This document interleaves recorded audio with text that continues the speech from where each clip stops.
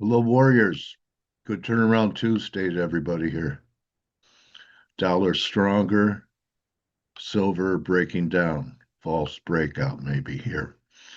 Steve, how are you? James came in. Hugo, hiya Ryan, Bran, Linda Lyons, team.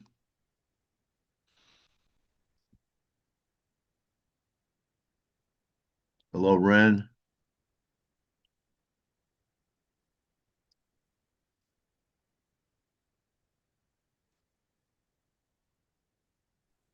And good morning, Dale. We do have Grega here today as Okay. well. All right. So just quickly, Euro, may as well bring Greg in. Um, Gold silver ratio was a great indicator for silver being weaker. It's twice as weak as gold. And yesterday, remember, Blake, when we were talking about this down here, why silver was the preferred short? You actually made money shorting silver, whether you stayed or not yesterday. And, where it pulled back about 70 cents. It's Whereas so sad. I gold, was I was hearing you as you were saying it, and I shorted gold. And of course, I get up this morning and say, "Damn, why did I cover?" But shoulda, oh, woulda, coulda, right, Dale? we don't live there. We don't live there, buddy. All Don't. right. I don't think Grega does either, so take it over, Grega. Hey guys, how are you? Uh,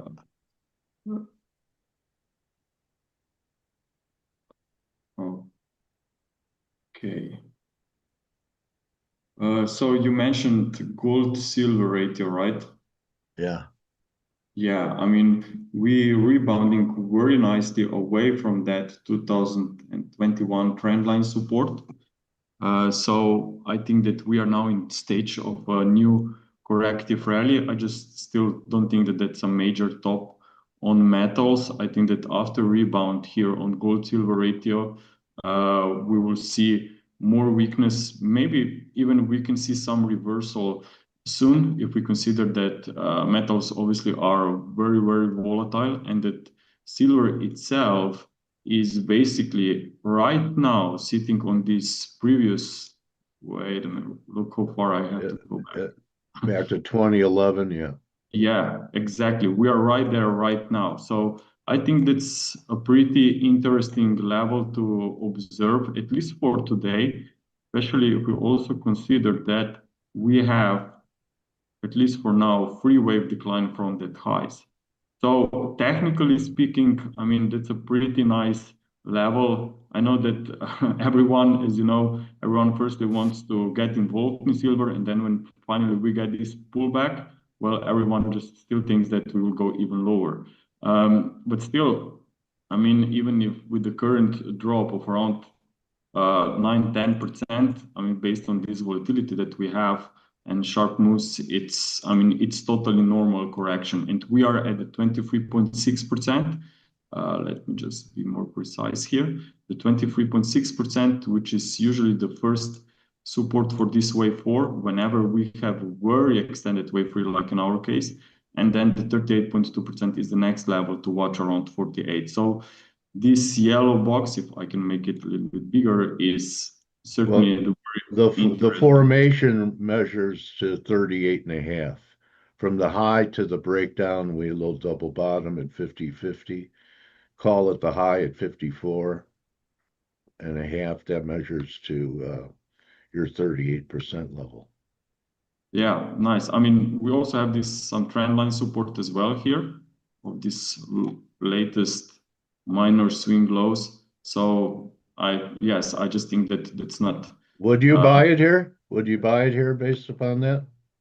yes, I think that I would say like this, in the next 3 days, Oh, okay. from today, I think the silver price will be higher. But how far it can extend to stretch even lower, that's still yet Yeah. to be discovered. But definitely, lower supports can still be retested. But as I said, it's totally fine here at 48. Where are you Uh, at on the dollar now, Grega? Excuse me? Where are you at on the dollar now? on euro and cable and that stuff. Yeah, I mean, if we take a look on euro here, since you mentioned it, I mean, euro itself, it's still, I mean, dollar in general, it's still trapped in this between summer levels, right? Yeah. Yeah, so I just don't see this dollar trend that has completely changed. There is Okay. still a chance that basically that the euro will see more upside. We are just now testing some trendline support if you that have been broken last week.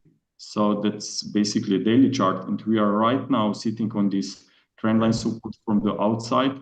So I still think that dollar weakness could be seen. We have also unfilled gaps on dollar yen at the downside. We have a dollar index gap at 97.70 here back from October 5th. So I still think that there is room for at least for some pullback towards these support levels that could occur this week. But maybe who knows? We will have to wait till Friday when we got.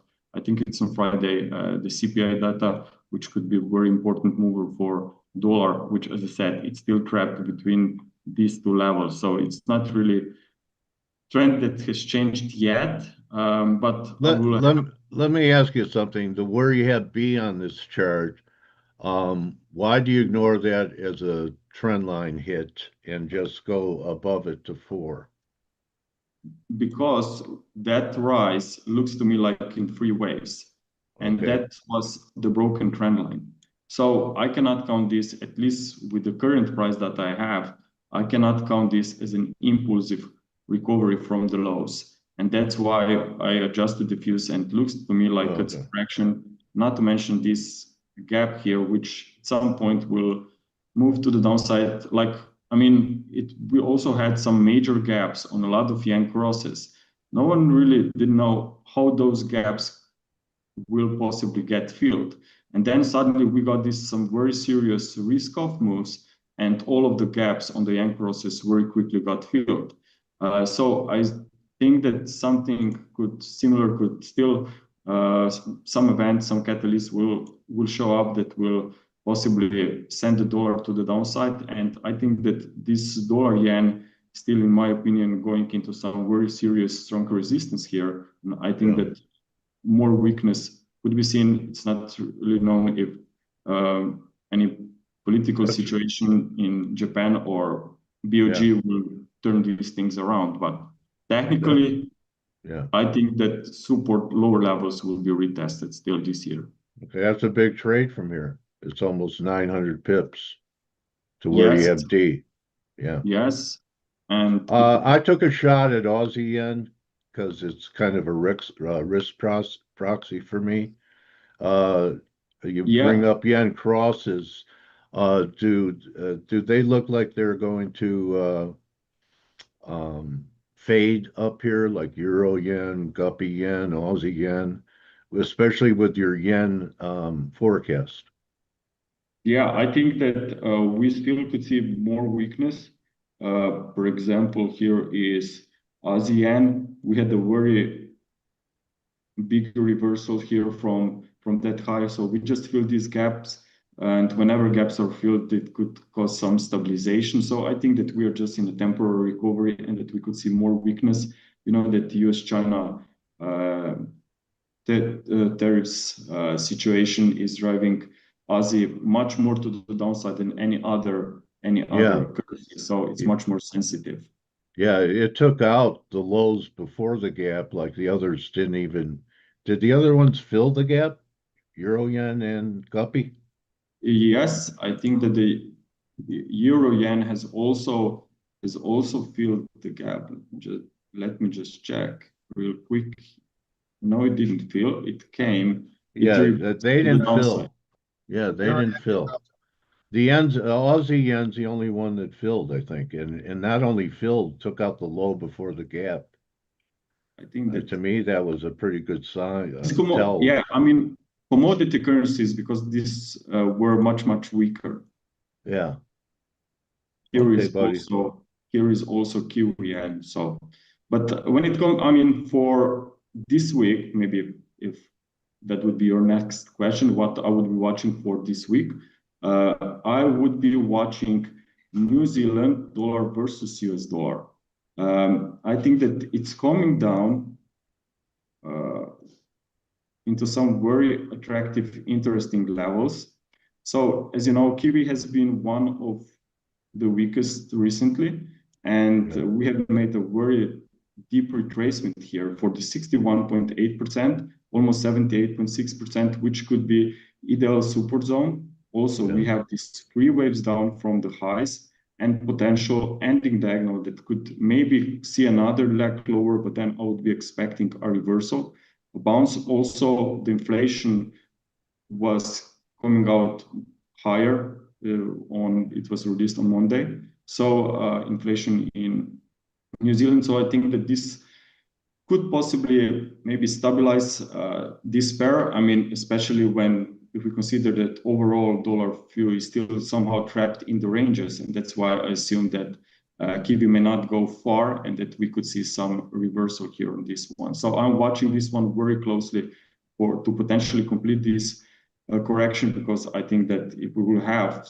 some really nice rebound, much interesting opportunities could actually be on the other side. Do you follow HYG, which is now a reflection of potential credit issues, and I think leading the S&P, the cause for that big sell-off that we had a few weeks ago that disappeared?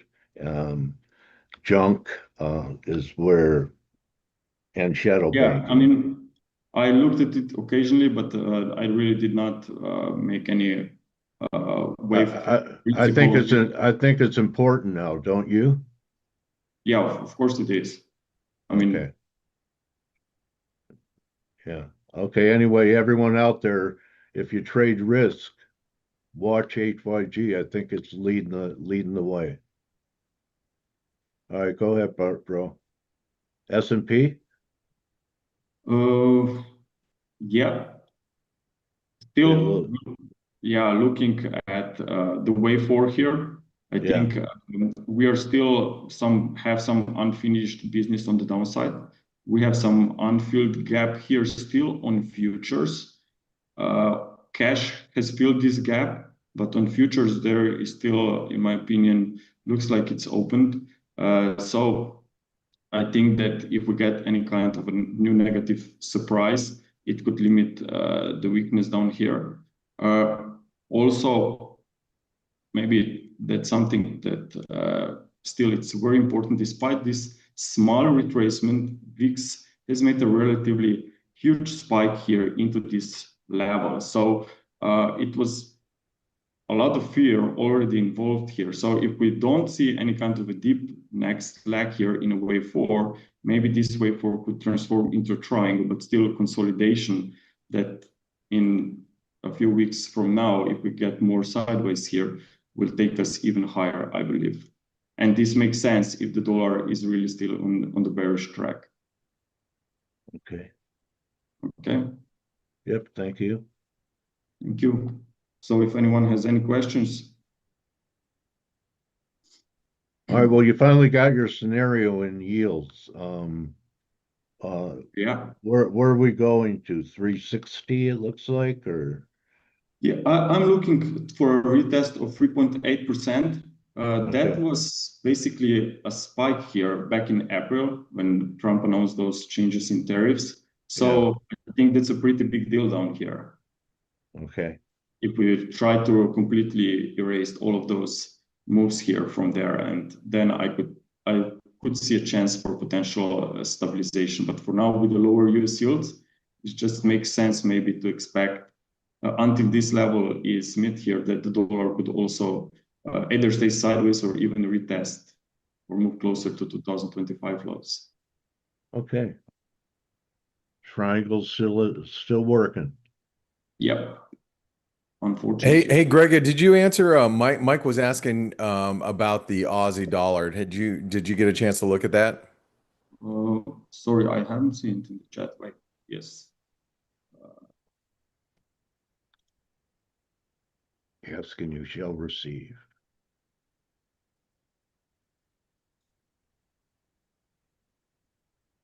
So Aussie has made a very deep retracement here, but I just don't believe that we will stay in this downtrend. I think it's still, if you just maybe just look at this price action without levels, it looks like a very nasty price action. So I'm looking this to be a correction, and I think that it could be a flat. That's a 3-3-5 pattern where you have that waves B moves beyond wave starting point of wave A, and then you have a wave C that can retest these wave A levels. So this is a pretty interesting support if we consider that that was also not only wave A's swing spike low here, and also we had this low back in June as well in May of this year. So I think that's a pretty interesting support zone here where I would be looking for price to stabilize. Maybe we'll get some positive news from US-China trade talks in the next few weeks. And then we know that this market would very easily attract and find new buyers, because clearly this sell-off that we have seen in the last 2 weeks was because of this US-China situation. So Grega, I'm pretty sure that the Bitcoin sell-off surprised you a little bit in altcoins on the crash day in crypto. Are we near a base in Bitcoin around 100K? Well, we have seen some reversal. I mean, when you said that this drop surprised me, you mean drop from that Friday, right? Yeah, that week you were constructive and you said that the altcoins would lead the way to the upside. Yes, I still think that altcoins could do well. I mean, of course, we are seeing some very big volatility here, but keep in mind that despite that, there is 60% drop on some of the altcoins. Well, a lot of those coins already made a 50% rebound. So if we see another now current swing down of 20% or so, that it's totally normal in this with this volatility in this environment. But I still think that alts could do well, even Bitcoin itself. If I have the most bearish scenario here with an ending diagonal putting in the top, I would be expecting some recovery in the near future.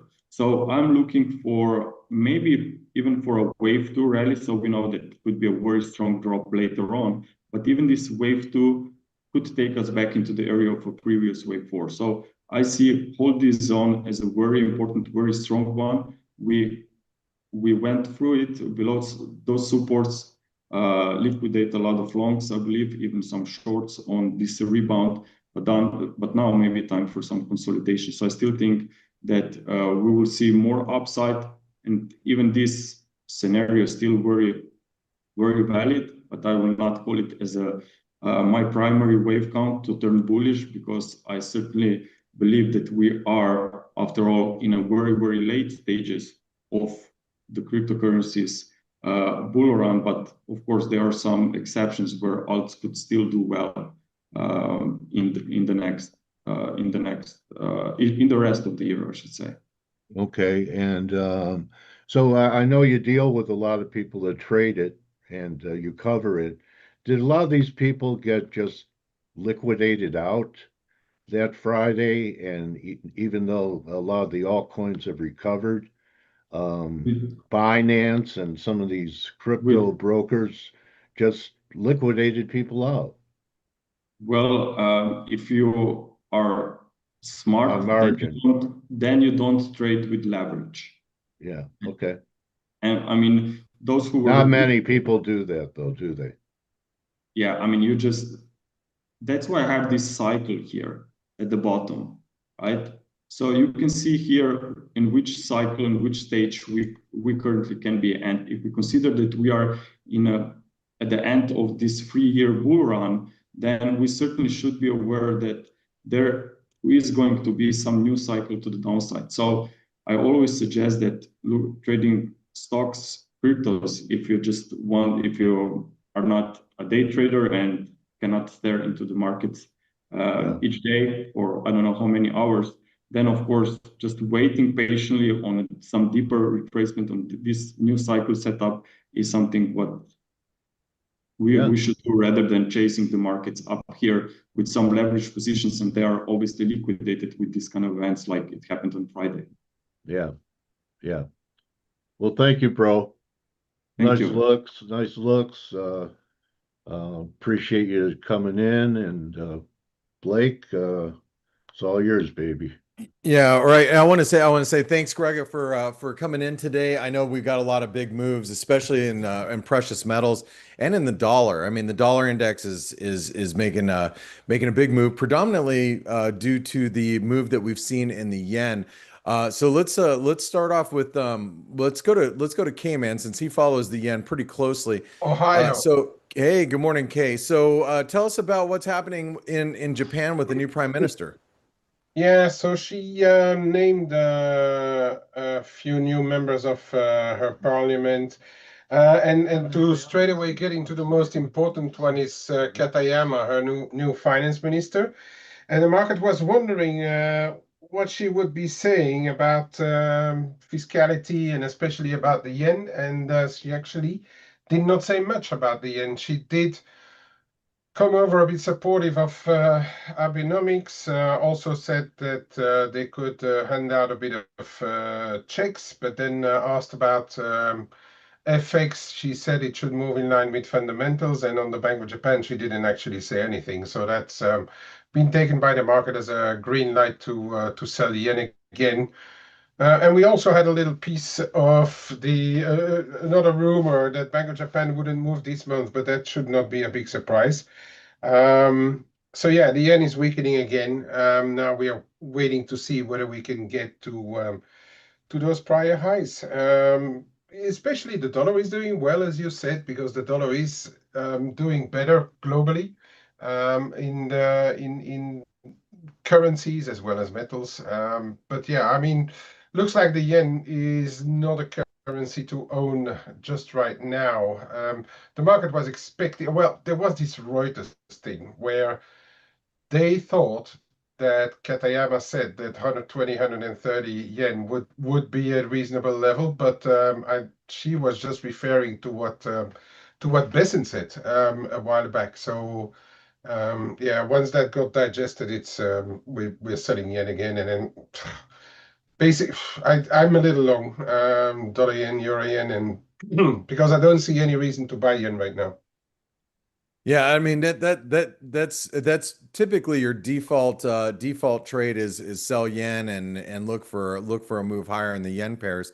Mhm. And I mean with this dollar yen setup, I mean that's a pretty nice pennant or flag Mhm. pattern that's developed. So it looks like we're going to see further yen weakness. Now, will that translate to further dollar strength? So let's talk to Ryan really quick. Thank you, K-Man.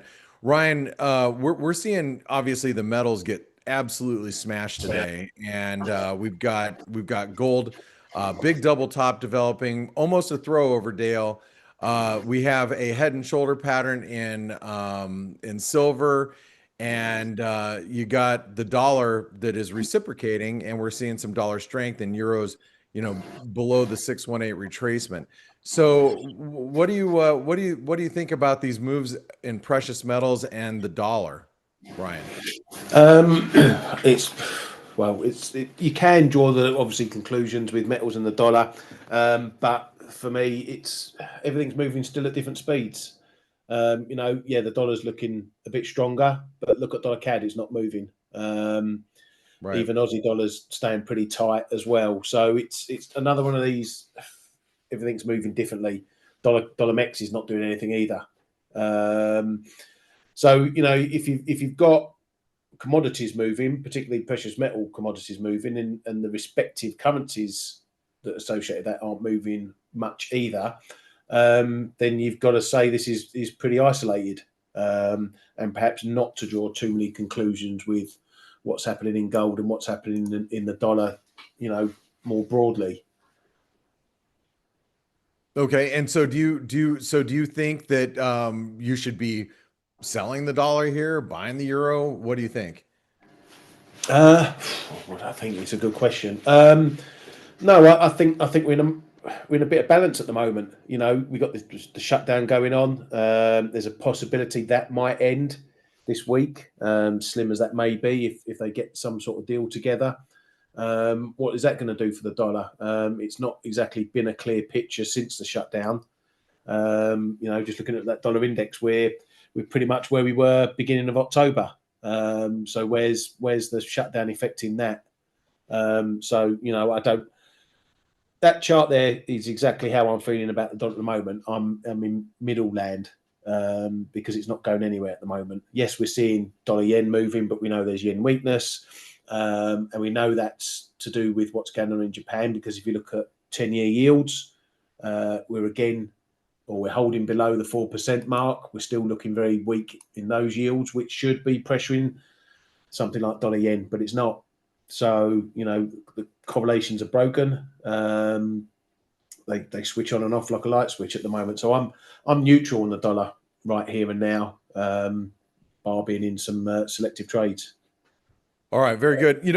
What I find really interesting, Dale, is that so we got gold looks extremely weak. We got this big throwover that might be developing here, which would be not good, if you're a gold bull, because if you have a double top here, and we'll do some calculations just so you guys can see what a double top looks like in gold terms.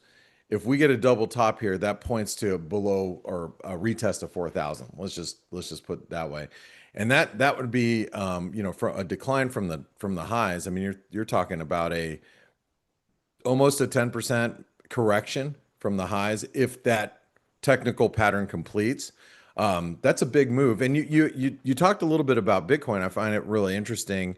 Bitcoin actually rejected the 618 yesterday. If you see this high to low 618, that was at 111 111.5 basically.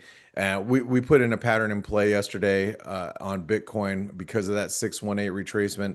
It rejected right where it should. But what's interesting about today's price action is you're seeing gold go down, but Bitcoin go up. And you could say it's a bit of a relay race at this point in time. You're taking one type of I don't want to say safe haven asset, maybe alternative asset, maybe debasement asset. You're taking gold coming down. Bitcoin is actually rallying.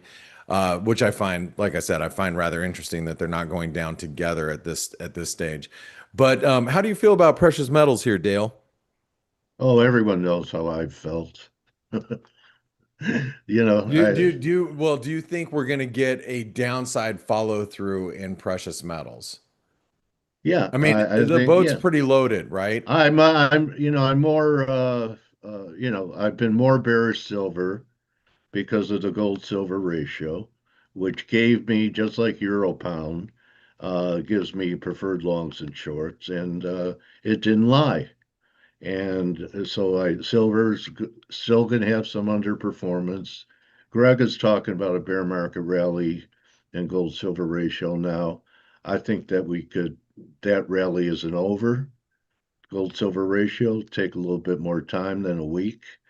And, I think that 50-50 in the high, I think it measures about 47. And I wouldn't be surprised if down the line we're looking at $42 silver.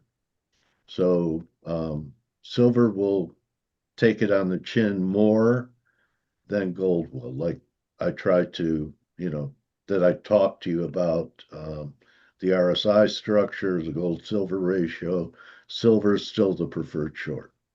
Yeah, and just the head and shoulder pattern, if it plays out, to about $46. Okay. Yeah, so that would, and there's a lot of support down there, and if that breaks, boy, we're looking at probably a much deeper correction. It's hard to draw fibs for. I guess I'd have to go from this level right here. This is the last lower low that we saw. So I mean, you're talking about a 38% correction takes us to about 44 or 50. 50% back, you're talking about $41. And then also you have to think about, this is like that would be a big deal. And I'm going to get rid of that just because it's kind of messy. The reason why I say it's a big deal, because if you're looking at like a longer term, Yeah, false breakout, that's like false we talked breakout, about. man. Yeah, we've been talking about that for the last couple of weeks. I mean, if that develops, to see a move back into the low 40s, high 30s, Look at the dollar CAD, by the way, just getting smashed. Holy cow. Is there Canadian news? Yeah, a bit sticky CPI, but I don't know. I mean, people were Okay. already expecting it due to base effects. CPI slightly higher in Canada. Oh, okay. Well, you know, with that being said, maybe we should be looking at potential longs here. Actually, the headline CPI has gone quite a lot higher.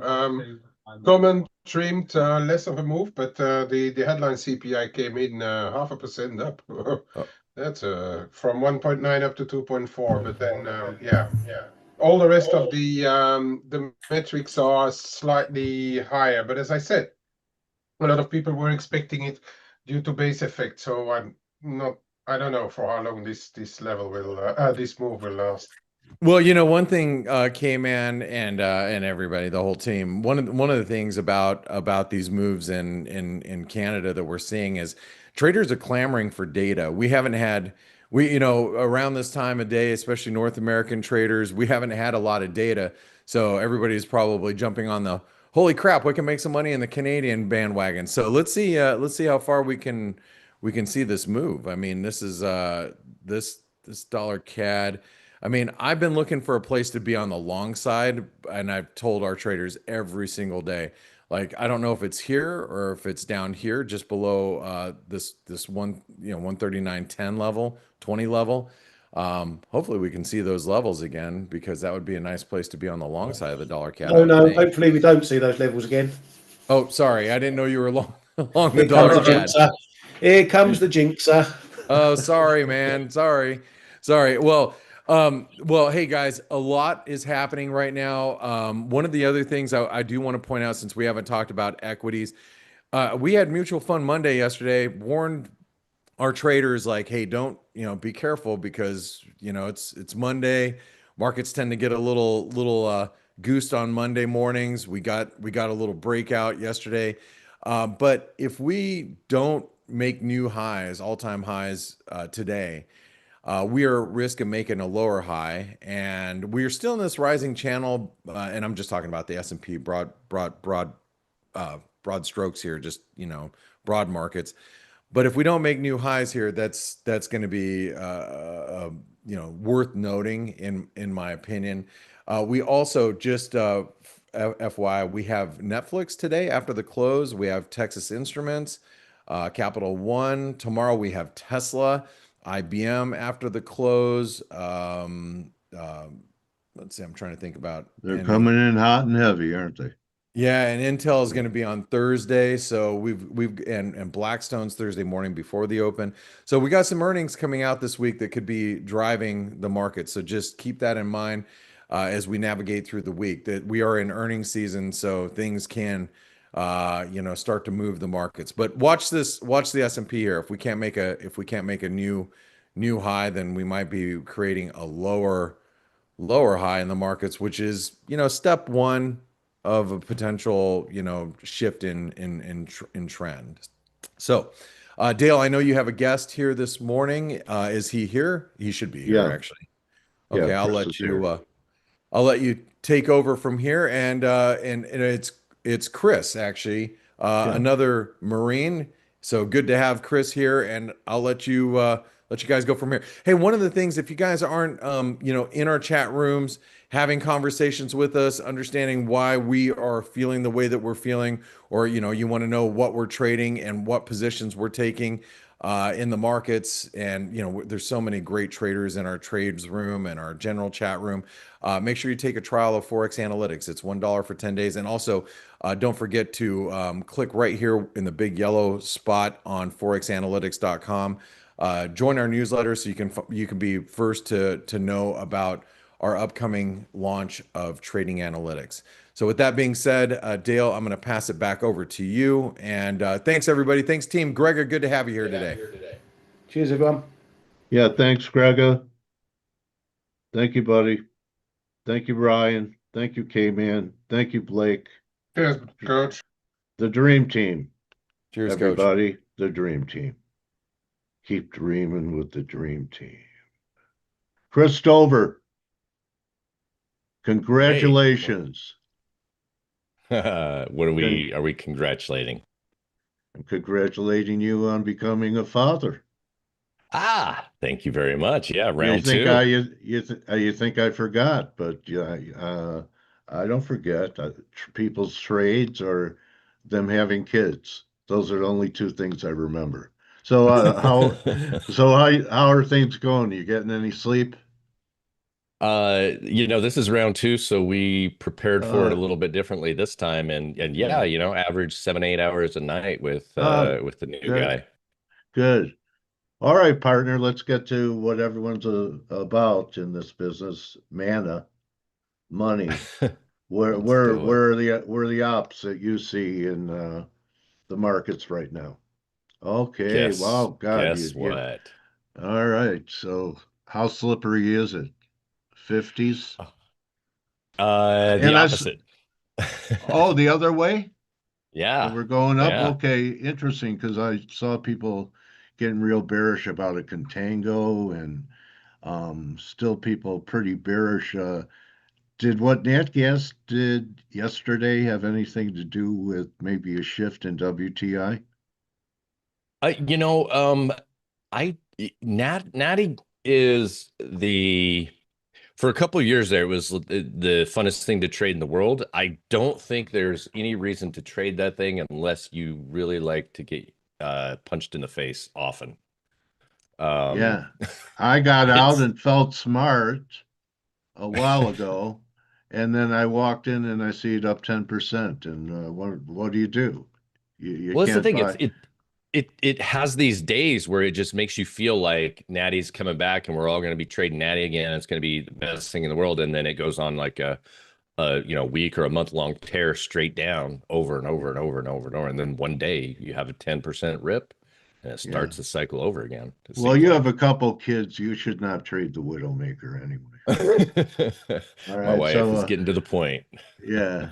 So let's see what let's hear the case for the Okay. long side of WTI. Okay. First things first.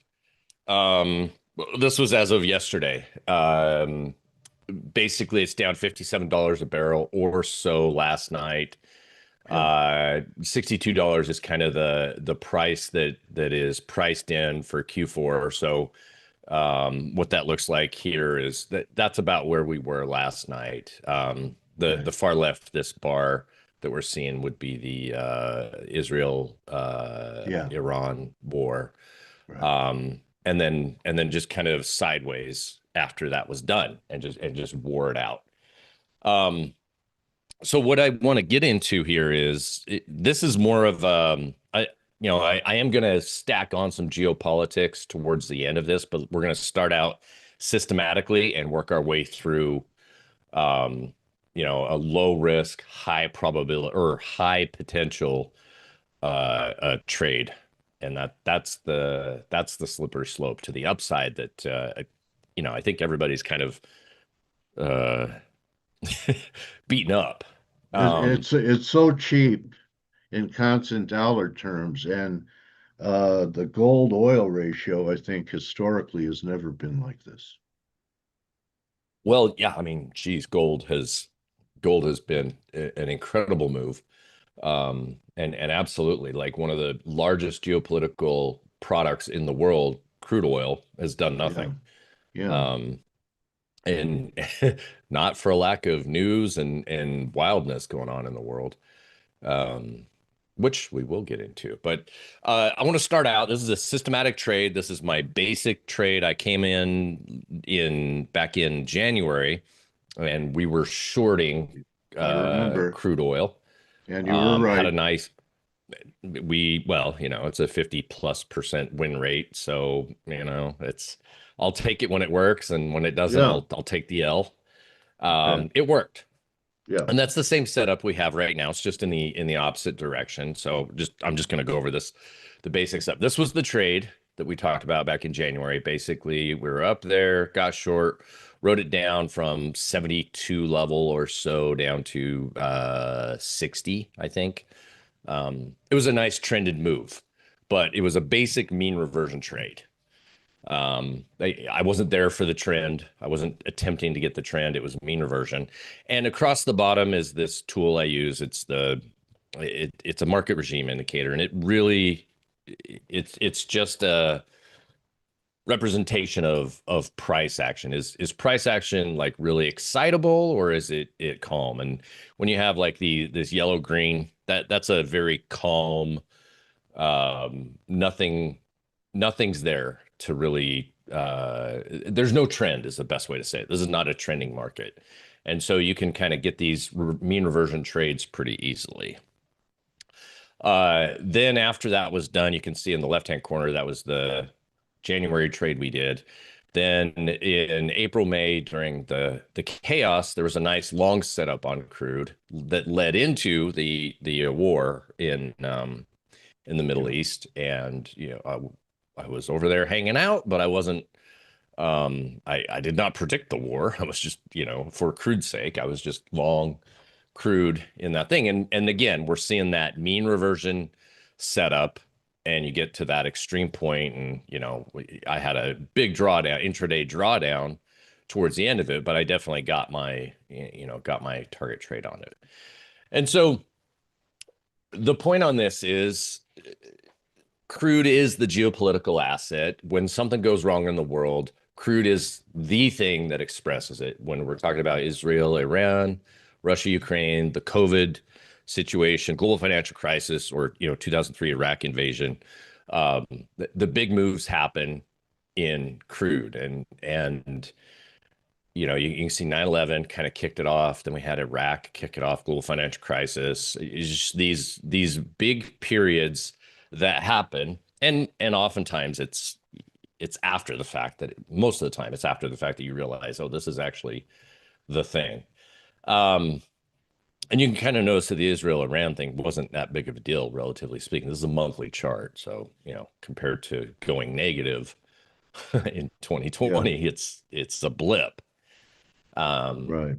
But It looks like where we're at right consolidation. now, it Okay. does.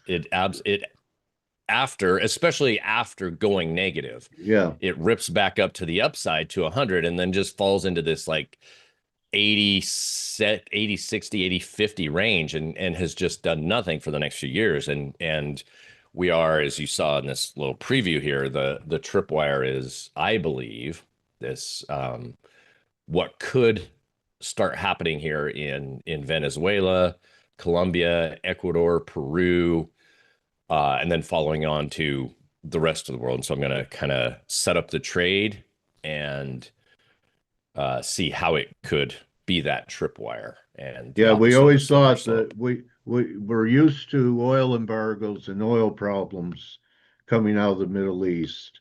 This would be a different ballgame. It would be, and I will concede, Venezuelan oil is not the cleanest oil, as I'm told.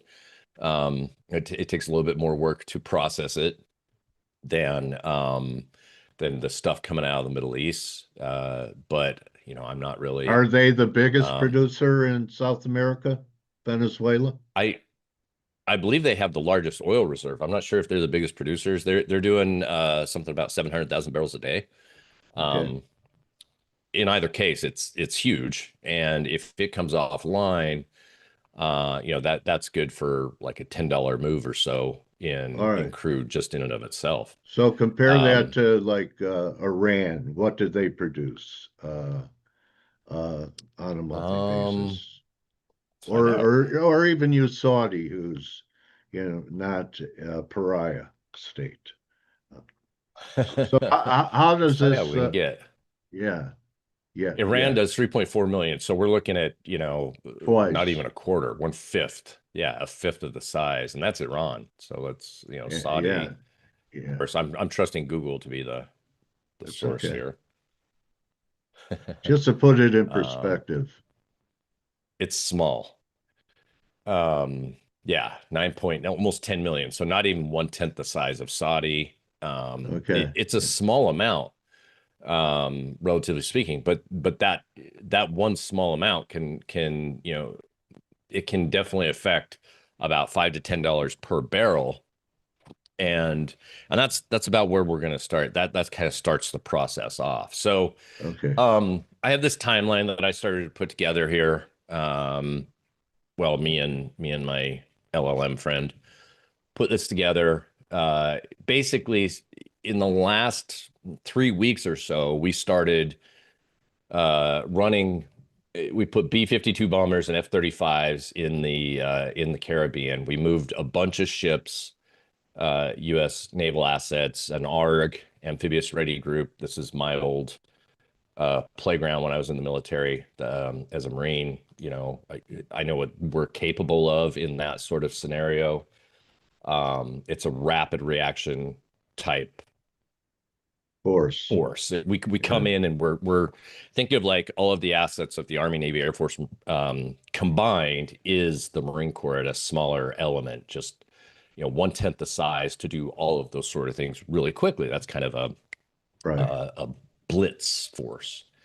Okay. And so that's staged in the Caribbean, and actually probably what I would want to go back is to take a look at, I guess I should have a better map, but this is the first time that there's been like a check on the Panama Canal.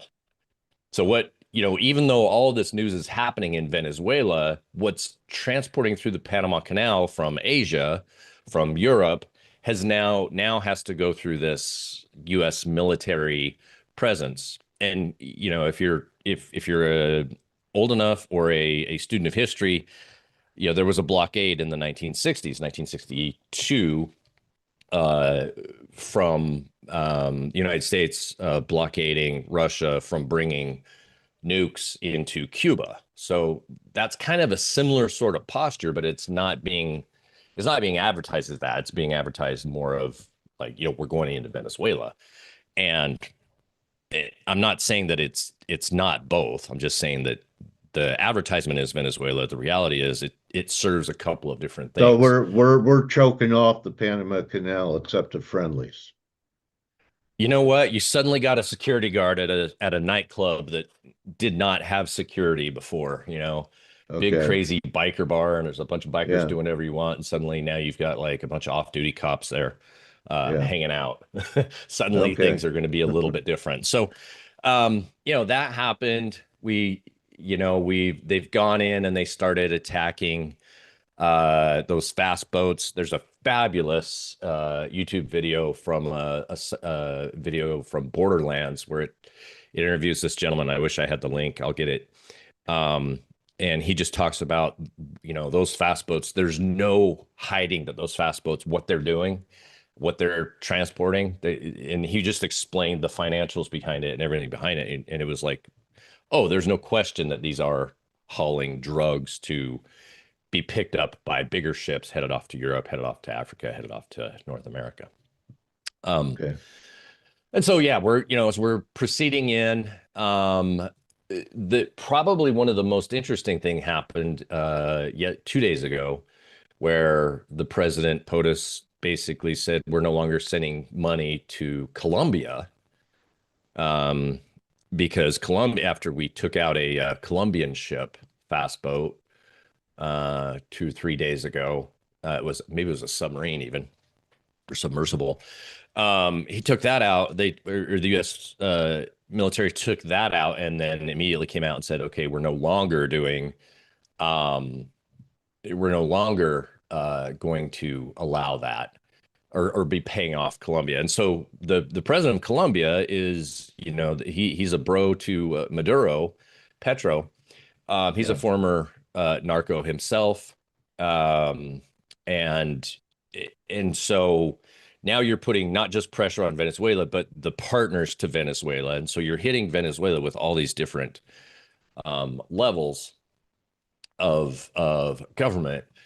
And then shortly after, the Colombian government recalled the ambassador to the United States. That happened, I believe, yesterday or the evening before. Last night, United States issued a travel advisory for Trinidad and Tobago due to potential threats related to conflict with Venezuela. This is interesting, though. and is one of the staging areas for U.S. Southern Command forces preparing for the invasion of Venezuela and Colombia, which was misspelled at the bottom, I'll point out. Yeah. Colombia was thrown into this headline. Yeah. That was interesting. So, again, back Yeah. to, we're looking Trinidad, Tobago, it's not too far off of Venezuela. Now it's getting hot over here. Let me ask you this, Chris. It's probably, I guess we could overwhelm the armies of Colombia and Venezuela, but the big players are involved there. China and Iran are involved in Venezuela, aren't they?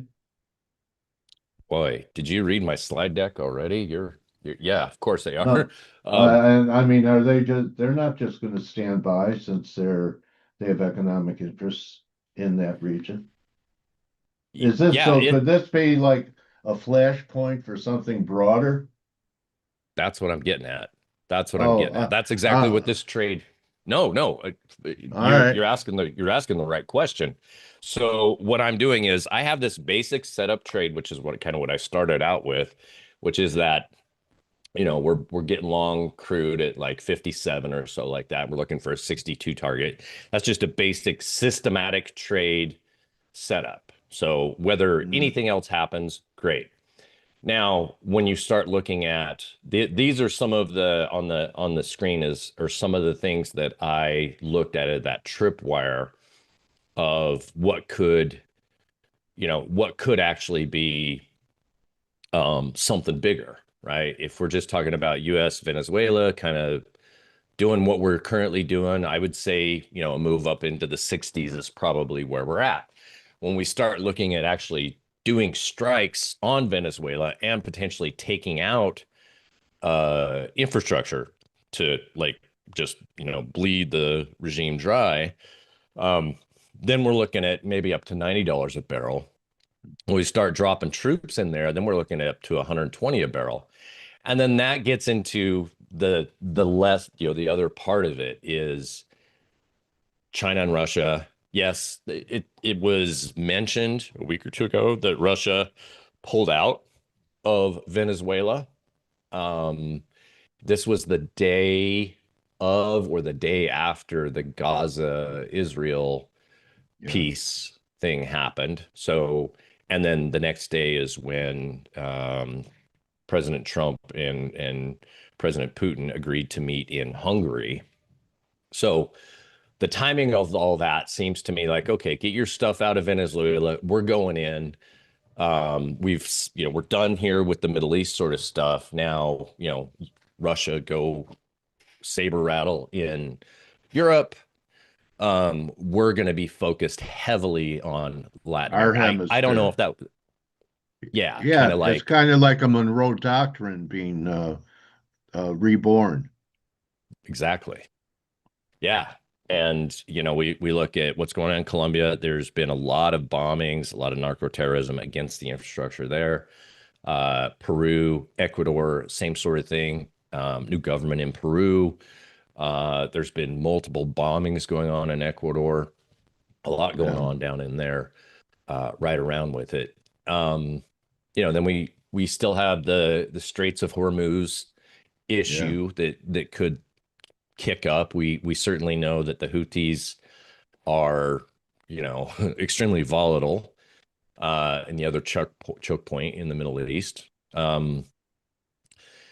Let's say that like there is that Monroe Doctrine where the United States just decides to force or focus on the Americas. China can do its Taiwan thing that it's been talking about. Russia can do, more, maybe escalate in Ukraine or, Poland or the North or something like that.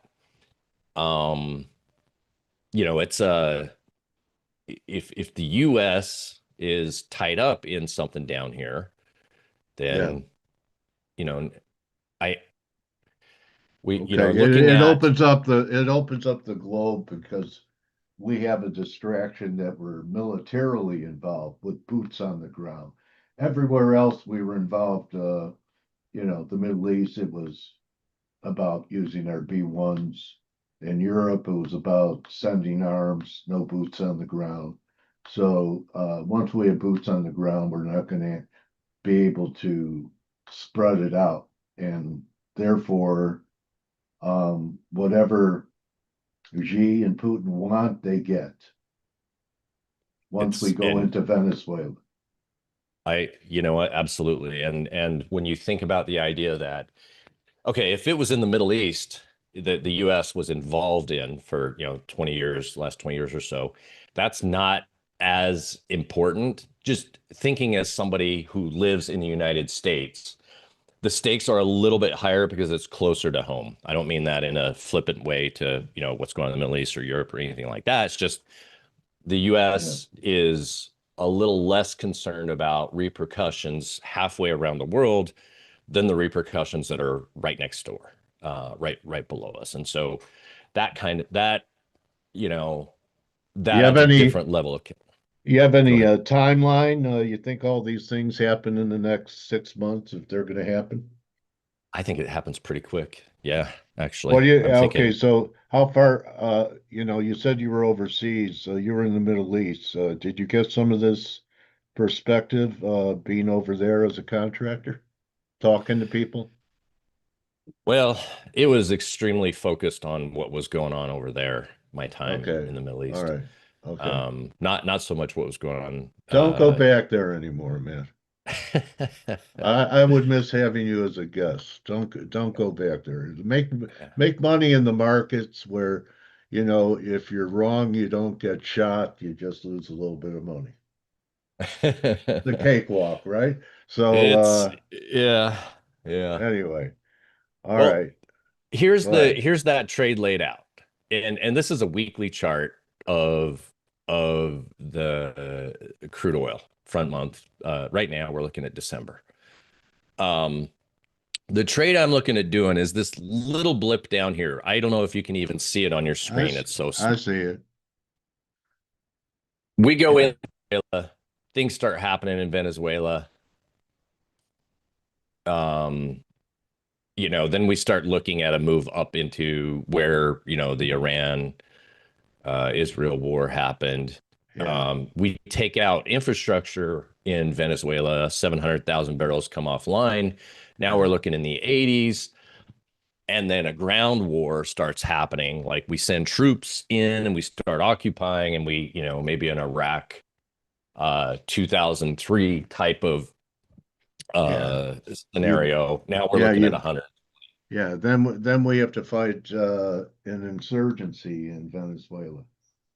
Yeah, we already know that's the case going into it. I mean, we Okay. have our experience in Iraq, first of all, Right. but we know a lot of the players. I mean, I lived in South America for like 10 years, right in this region. So I'm well aware of personally of what it looks like, who the players are, what they are like, and just across the board. So it's a different type of, if we look at it and say, oh, not another Iraq, it's just a different game. Not that it can't end up being the same as Iraq, and I'm not apologizing or justifying it in any way. I'm just saying it's a different animal here.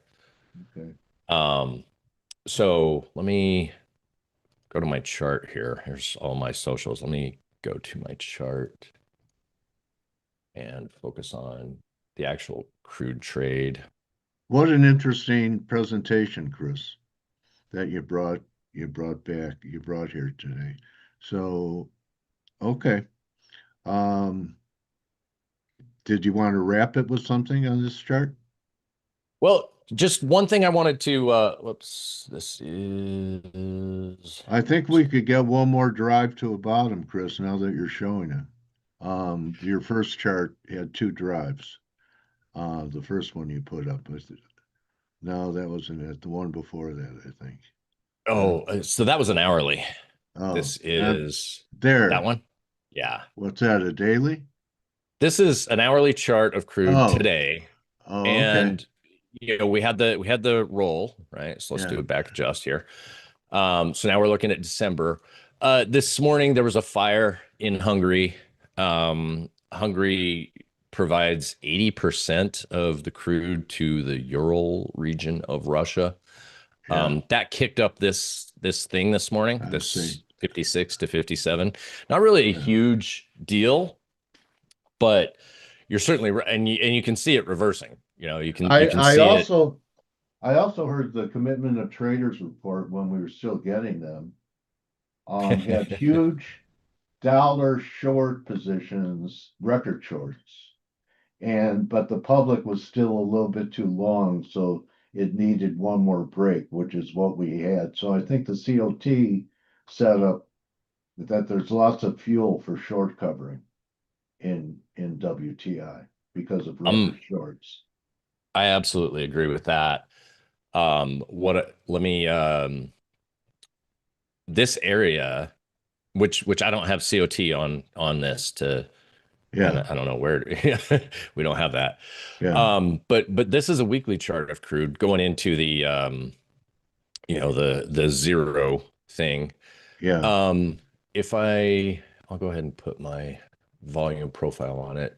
For those that understand volume profile, this you can see what I highlighted here. Volume profile just represents the amount of volume traded on yeah, a at a price level on a horizontal plane. So you can see when the contract trades at $56, $57, what we can see is back in back in buyers the came in. and there was buyers came in, and also this area was a low volume node. So it had also happened to be a low volume node in 2020, and this is back to where we are right now. So we've revisited that area, which was a launch pad, like a just a gap down on the zero or the negative oil prices, and then we get in back into 2021. It's hard to see this. I apologize, but we have another launch pad, and we skip that whole level and just send it up to 130 into the US or to the Ukraine-Russia war. Right. And we don't see it again until just recently. And that would have been, just this summer here, we get back to that same level that kicked off, and we found support back down into this area. Yeah. And we're starting to fill that volume up just a little bit. Commitment of traders is what we want, exactly what you're talking about, is we don't want this like obvious trend where everybody's already positioned, because as we already know, when everybody's positioned, gold's going through it right now, right? Everybody's already positioned super long.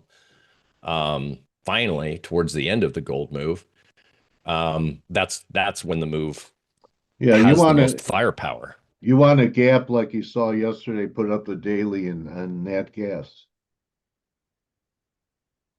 And that's how you catch the shorts or people that want it to be long. Yeah, in a day. Yeah, this is a daily natty, and Yeah. it's just new low. It was I think that's a new all-time low Yeah. on natty, or well, not all time, but for the last 150 or 70 years, For a since while, 1970, 50 years or so. Yeah. And so you get this big thing. And so naturally where a stop's going to be placed, stops as a trader, you're just going to use, okay, well, if it gets above this level, stops are going to be in place because it's breaking the trend. It's a higher high, right? So it's just a natural place for people who've been positioned to put stops. If you're initiating position down in here on the short side, your stops aren't that wide. They're going to be way down here. But if you're a long-term player, and that's who you want to, that's what kicks off a really big move, is taking long-term position traders out of a trade, right? Yeah. They shorted at 6 and it's down to 3. They're whatever, so I lose 50 cents on a $3 natty short. I make $20 million on the short. I give back $500,000. Great. No big deal. On to the next one. Okay. Those traders coming out, those are the people that get stopped out. And those participants are the ones that cause the big moves. Okay. All right. Well, people that want to, have you guide them through this energy trade, best way for them to get a hold of you and those that want to say thank you for your previous trades that perhaps they participated in. Best way for them to do so, Chris. Yeah, thanks. Here's all my places. You can find me on X. I do most of my snarkiness there. LinkedIn, same thing. Pollinatetrading.com is my website. I write and do videos with macro-ops. There's my YouTube. I'll be putting together a video on this crude oil trade here as well, like further in depth. This is, the beginning of it or whatever. Again, timeline on this crude trade, I think is, well, on Venezuela, I should say. I think Venezuela is going to happen before the end of the year. Okay. I think Iran, Israel 2.0 will as well. If if Venezuela happens, I think everything else is probably going to happen as well. So it could be more of a World War II scenario than just another Iraq 2.0 type scenario.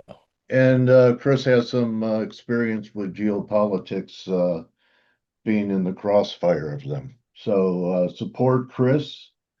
And he told me his baby needs shoes. I'm kidding. But sign up, and Chris is, his hit rates, I think it's better than the 50% on oil. You've been real spot on. So thanks for presenting us with this, because I'm sure a lot of us are looking at Venezuela and saying, what could possibly go wrong, right? With blowing up boats and attacking a small country like that. Anyway, we know what could go wrong. It's who their allies are. So absolutely. Thank you, Chris. And again, congratulations on your second long-term trade of being a father. Okay. Thank you. I really appreciate you for that. All right, Chris Stover, everybody. Find him on X at Chris D Macro and trade the crude trade with him. I think that'll guide you well. And that's a wrap, everyone. Don't just count your barrels, count your blessings. See everyone tomorrow. Good hunting. You're welcome, everyone. Adios. Thanks again, Chris. All right, buddy.